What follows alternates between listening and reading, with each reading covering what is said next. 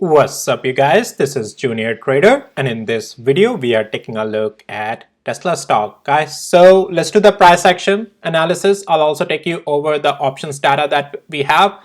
A lot of mind-blowing stuff, guys, I'm finding on Tesla's options as well. We'll take a look at that.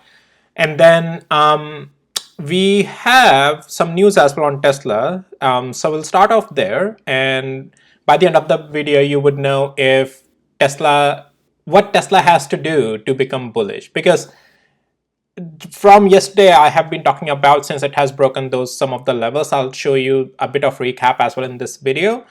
And we have been in the bearish structure. Now what Tesla has to do to become bullish again, we'll talk about all of that. How's today's candle, if this is confirming us that direction, how shall we prepare ourselves for tomorrow, and all that stuff in this video, guys, we'll talk about. So with that, please hit the like and subscribe, and also please note none of this is any financial advice and it's only for education purposes.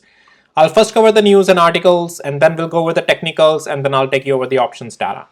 Okay, so I want to first start off with we'll talk about Cybertruck, and let's talk about Cybertruck first. So Tesla delays Cybertruck deliveries without explanation. Tesla has slowed deliveries of its electric Cybertrucks in recent days. Customers have received no explanation for the delays. So if there's no explanation, we will also not look into it, okay? But just note that there is that news. And then we have the another news that Tesla is laying off their 10% of the workforce. Wow, the news just gets buried. Wow, here we go. Tesla to cut jobs by 10% to manage costs amid low EV sales. So yeah, that's the news. So you want to put this price move on the news or whatever, that's up to you. I'm just gonna follow through the technicals, because I only like to take care of earnings as the news. As I talked about yesterday as well, 10% of layoff is, when Meta lays off 10%, oh, it's efficiency. When Tesla lays off, so, oh, Tesla is down. Well, so just take it as a grain of salt. The, we'll focus on the technicals here. Okay, guys, so let's start off. You'll know I like to play the great games and everything with the technicals, and news is just on the side. Earnings are important. Yeah, our earnings changes the technicals of the chart, everything. So that's an important thing. So we have Tesla's earnings next week, so we'll see what happens. I'll talk about that scenario as well a little bit in this video. Okay, so we have lost this level, $160. That was the potential. I said that this time if we come lower, we will most likely lose this level of 160. We unfortunately got that. We went as low as to close to one of our levels of 152. A little bit bought back up, but is this buying enough on Tesla? Let's talk about that. We'll have to go to the hourly interval. Before doing that, I just want to show you that we are fully in the downtrend, below 20, 50 days moving average, also in the lower highs, lower lows. We have lost this double bottom formation as well. Structure has changed pretty much, right? That's the thing. So let's go to the hourly interval. We are also below 200 days moving average, guys. Not just that, we are below all the moving averages right now, even 20, 50, and 200 here, right, on the hourly interval. So let's talk about hourly intervals. So I took out all of my position that I had on this thing once we lost the last trend line yesterday, and that was around this area, right? This was the last chance of pivot to hold, and this was just somewhere around here. Yeah, and we lost that pivot. I was fully out from my position. You know that. Check out my previous videos if you want to know about it. I was still able to be net profitable, but I didn't get the move that I was really wanting. So, but yeah, that's the name of the game, guys, managing the position, right? So what do we make out of Tesla today? Is it bullish? Is this good, strong enough, confirmation on Tesla for becoming bullish? Not really, guys. Tesla has been just chopped. Well, it already made the move in the pre-market, okay? 160, it fell lower to what? 153. And then it did bounce, but is this bounce enough for Tesla to become bullish? In my opinion, no. Right now, the structure is not bullish on Tesla. We are below this area of 163 to $160. This is where I was talking about. If we lose 160 this time, we will come lower. And this is where now we have a strong resistance. So this box that we had, green box, it was acting before, right? And we took a lot of swing plays to the upside that I sized in, sized out my position. That's how I took the profits. But now the structure has changed. So which means we have to change this box as well. We can't have this box here anymore because this structure does not exist anymore. So the new structure is, this is the zone, at least for now, a zone of resistance, okay? So let's make its color as well red. So this is your zone of resistance at the moment. I'm going to get rid of the one up on the top. We don't need that right now. So now let's go back to the hourly interval. Can Tesla regain this? Guys, so if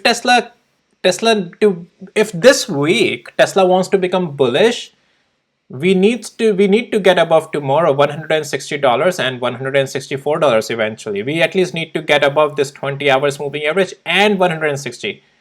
Then we would start to see some bullish momentum on this thing back again. Otherwise, unfortunately, guys, no, forget it, okay? Unfortunately, no. We are still in the downtrend. Rebounds may come, that's fine. Those rebounds, even if a rebound comes all the way to 160, that's fine. That's still a rebound in the downtrend.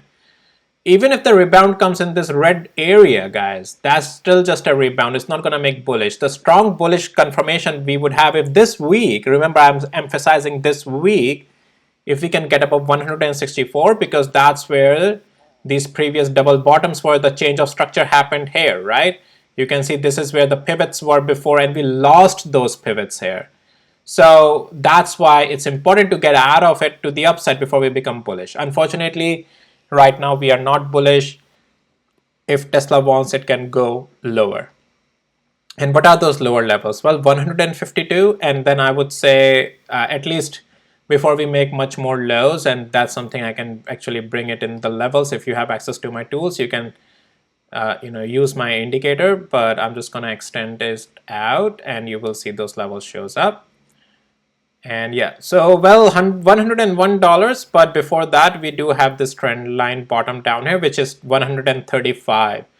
So it has a room to come down over there, okay? You can, if you want to follow another area of trend line, you can also follow this one. Now, again, it's never going to penny to penny perfect. I'm just trying to make it as parallel to the channel just so that it looks a little bit neat, right? But technically you can follow, this is the trend line that is acting, okay? You can follow this as well.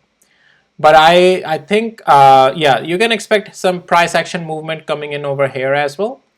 But all in all, yeah, there is that bottom channel is the possibility on this thing, which is down there, okay?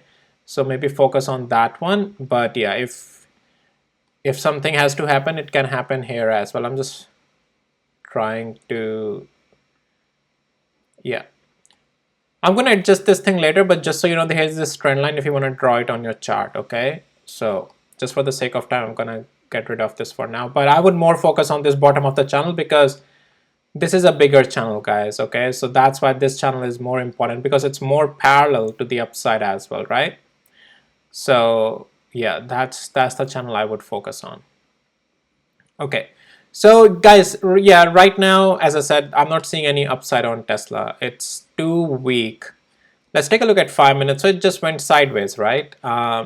For tomorrow, so I gave you the swing areas levels to watch. Even on intraday, I would say, okay, well, intraday, if you want to trade, you can get some scalp. 157 and above is a possibility up to $160, okay? And above that is 164. But please remember, this is just an intraday play. And if tomorrow we continue to lose lower levels, let me actually adjust something on my indicator here again. Let's do high, the intraday depth level, and I also, yeah, here we go. Yeah, and if we lose tomorrow 155 to the downside, guys, then it's just gonna continue lower, unfortunately. Okay, so that's how you are looking at Tesla going in tomorrow. Yep, guys, it's bearish right now. We have to receive those confirmations as for the levels that I talked about. If we can get above those, yes, we will start to look bullish again. Okay, I want to show you the Tesla's options data, and this is going to blow your mind now. Very quickly, bright green is the open interest as of the closing of the market today on the calls options. Bright red is the puts open interest on the today's closing price. And then the darker greens are from the previous days all the way from the weekend until now, and then red are the puts from the weekend all the way till now. White line here is the current closing price, which is what 157 and 11 cents something. These gray lines are the closing price from last week and also yesterday. So yesterday we were around $160 range, right? And then weekend we were a little bit higher, right? 171 something. So okay, so white line is what we have to focus on. Now, what are you seeing here right off the gate? Lot of calls were like open interest. People are opening calls high above, like 180 calls. I'm seeing the spike at 175 calls as well. I'm seeing a spike at 170 calls as well compared to yesterday and over the weekend. Look at these calls, 175, 170, and 180. So people are betting on the upside on Tesla on the call side. This is for the expiration of this week. And by Friday, we'll see how many of them gets rolled over. And the puts are not there that much. Look at it. Yeah, we have this spike on the puts, but nothing more than that. Look at it. It's empty arena over here, right? There is nothing. This stadium arena is completely empty on the put side. So, okay, either these traders are, again guys, options data just tells you where the traders are betting their money, right? So, and I can show you this raw data as well. Here you can see how empty things are sitting on the put side over here, and the calls are like so high, and this is the pretty much the data I'm showing you here. And just let me verify. Yep, April 19th is the expiration price. I have it right. So the thing is that look, again, this is just my opinion. As I say, options data doesn't tell you price is going to move there. It just tells you that where the traders are betting their money. So is there something that we don't know? Is that something that Wall Street is just trying to capture all these calls at a cheaper price? Because if the price goes lower, right, these calls, look at it up here. So $170 call. Okay, let's see where the high interest is today, where we are seeing the spike. We are seeing the spike at 175 and 180 and at 170. So 170 to 180, we are seeing calls dramatically increase today even though the price is going down. So let's see how much. Look at how cheaper they are going. $175 calls are just going for $9, while Tesla calls goes like so expensive usually.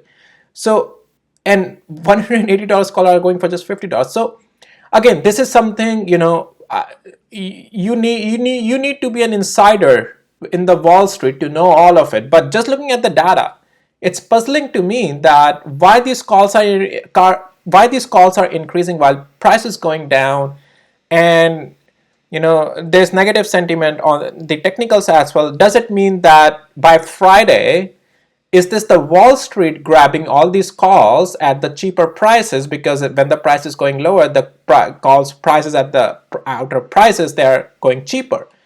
And then by Friday, price is gonna go higher. Is it gonna break above these areas of this resistance? So tomorrow, it's again, like guys, this thesis would come in play if tomorrow Tesla can break above $160. If Tesla can close a green candle like this thesis that Wall Street is loading up on calls to push it up by Friday might come to fruition. So you get my point, right? This helps you just to gauge the sentiment in the market, but I can't pinpoint that who is buying these calls, right? Even if I pull up some of the data, there are things that you can pull up, like big whales who are buying the calls or whatever, but that data is not for all the whales as well, right? It's only who have made it public. But there are other things, but just wanted to share this sentiment here just so that you keep in mind, as if technical starts to confirm 160 and above, these calls would start to look lucrative. They might start to go in the money, and but yeah, something to keep in mind. Technicals today are not that strong that I would say, oh yes, tomorrow expect an upside, but you have to work with the level, right? The level that I talked about. So if tomorrow we can break above 158 or 157 as well, we can get to 160 and 164, and then we will see the price action there. But today's price action is not that strong that I can say, oh, it's a bottom candle, it's just the, now it's going to shoot up. I want to see a much more of a wick and a stronger, much more body. We are seeing the buying wick, but I would have wanted to see some more strong buying to see it as, okay, tomorrow expect some confirmed upside. Right now we have to work with the level. If the level confirms, then it can continue to the upside. So all right, so guys, you have all the levels, you have all the sentiment, my opinion as well. You can make your own wise decisions now. I'm just sharing my opinion here. And guys, that's all for this video. If you found it helpful, valuable, hit the like, subscribe. If you need access to my tools, links are in the description below of this video. And with that, I'll see you in my next videos. Take care, guys. Bye.